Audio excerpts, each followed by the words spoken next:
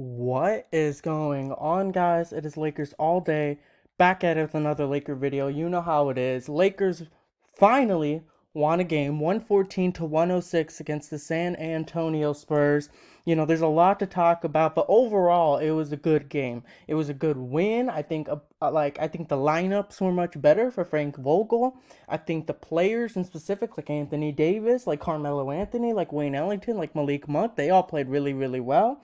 But now the Lakers are 8-6, and hopefully they can kind of get a winning streak going in order to at least solidify themselves in a solid playoff position moving forward.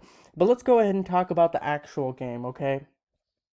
Anthony Davis, he called out himself and the team last game when they lost to the Timberwolves badly, and he basically said that they're trash. They're not a title contending team right now.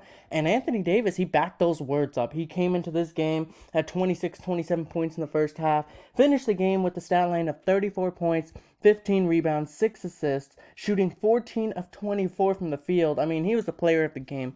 I mean, he just dominated. And this is the Anthony Davis that we are accustomed to seeing.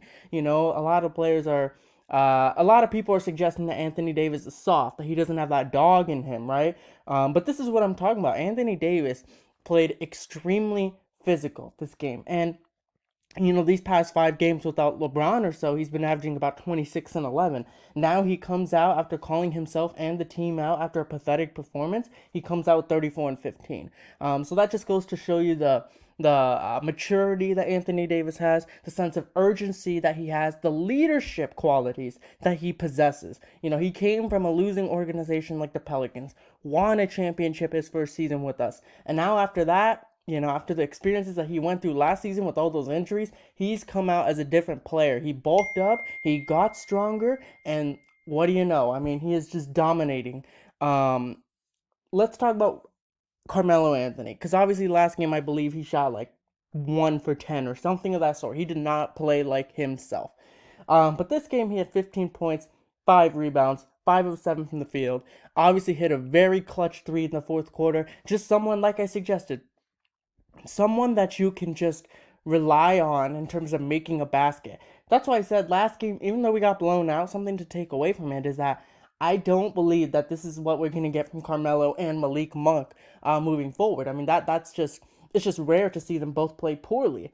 But let's go over to Malik Monk because he had 16 points and 4 assists. I mean, see, he's someone that came in, made clutch shots when it mattered, and this was all because AD chose to be physical. This was because AD was creating double teams, creating open lanes for Malik Monk or a Carmelo Anthony or a Wayne Ellington. And Malik Monk did really well today. Played some solid defense. He had 16 points in just 26 and a half minutes of play. Very, very efficient. But one player I want to talk about in particular is Talen-Horton Tucker, because that is someone who we've been wanting for so long. I mean, we know that he has a bright future ahead of him. Taylon-Horton Tucker is someone who we believe has the capabilities of maybe even being an all-star at some point in his career. For all we know, he could be our future point guard of the future. He came in and he's missed the first 13 games or so because of a thumb injury.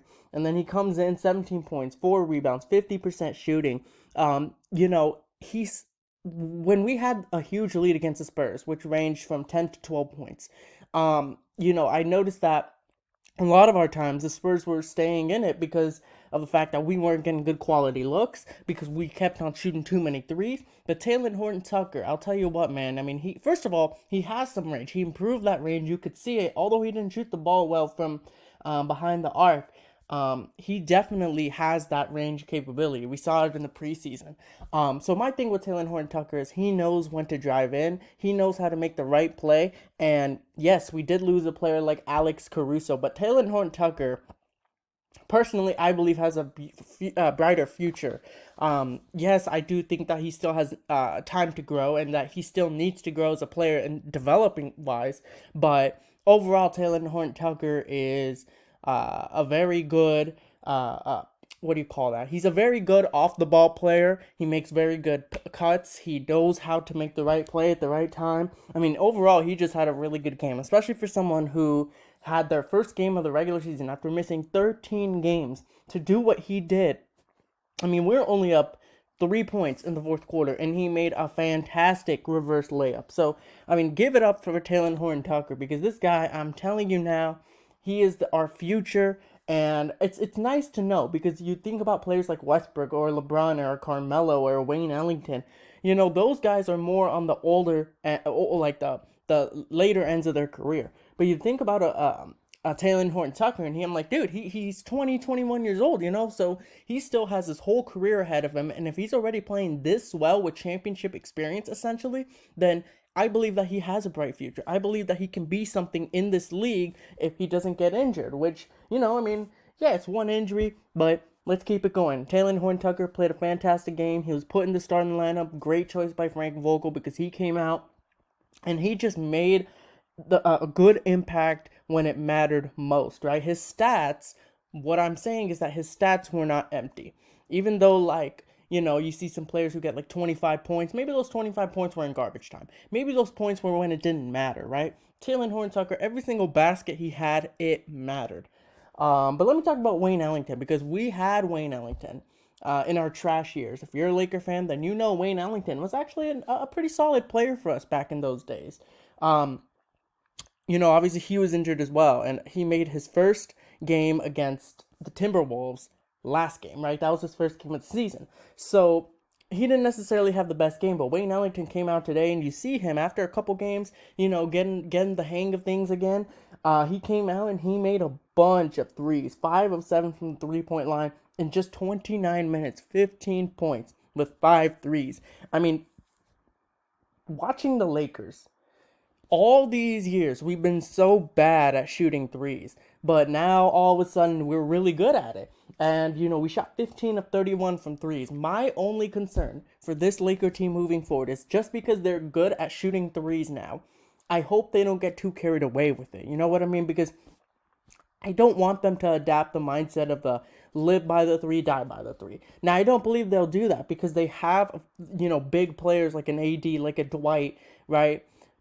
But you never know. When you make a bunch of threes and you're on fire, you're going to want to keep shooting them. It's an addiction, essentially. I mean, we've seen teams in the past who just jack up a bunch of threes. They might be good at it 1 second, and then next thing you know, it costs them the game. So I hope that doesn't become us. I don't think it will, but overall, it was just redemption for us.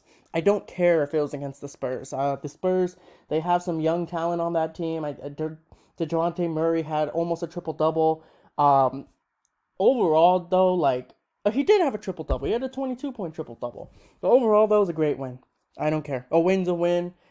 Redemption win, especially considering what we saw against Minnesota. But I'm just excited, because wins matter. I mean, when your team is struggling to improve their chemistry, right, or whatever the case is, it's hard to overcome that hump. And I tell people to trust the process, not the Philly process, not their trash process. I'm talking about trusting our process, that our chemistry will grow and grow as the games progress.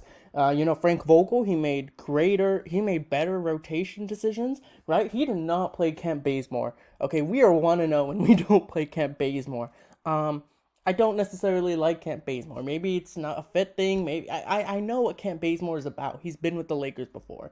And obviously not playing DeAndre Jordan, that was a different thing. But overall, good win from the Lakers. Good rotations by Frank Vogel. I'm excited. Let's win tomorrow against the Bulls, because if they can do that'll really start some win streak, and hopefully we can get it from there. But if you guys enjoyed this video, drop a like, comment down below what your guys' thoughts were on this Lakers win against the Spurs, and subscribe for more. Alright guys, peace out and take it easy.